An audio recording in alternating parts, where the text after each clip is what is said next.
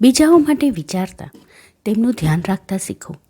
તેઓ તમારી સાથે જેવું વર્તન કરે તેવું તમે ઈચ્છતા હો તો તેવું જ વર્તન તમે તેમની સાથે કરો.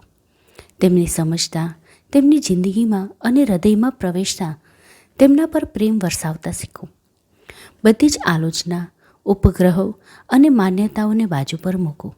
સમજો કે પ્રેમ હૃદયની તમામ કડવાશને, ધિક્કારને ધોઈ નાખે છે, તેમનામાં પરિવર્તન લાવે છે અને બંધ, નિર્જીવ અને નિષ્ક્રિય લાગણીઓનો પણ પ્રતિભાવ ન આપનારા હૃદયોને ખોલે છે. તમારા જીવનમાં આ શબ્દોને ઉતરવા દો. દુષ્ટતાનો પ્રતિકાર ન કરો, પણ તમારી સારપ વડે દુષ્ટતાને ઓગાળી નાખો.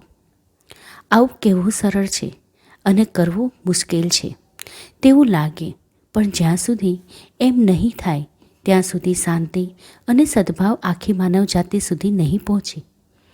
આ શબ્દો નવા નથી.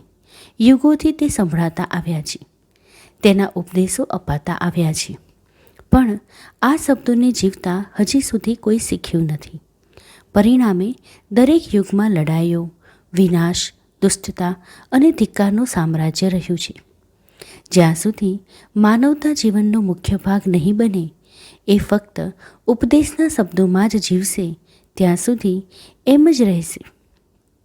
આ અદ્ભુત શબ્દોને જીવનમાં ઉતારતા અને રોજિંદા જીવનને તેનાથી આંદોલિત કરતા શીખો.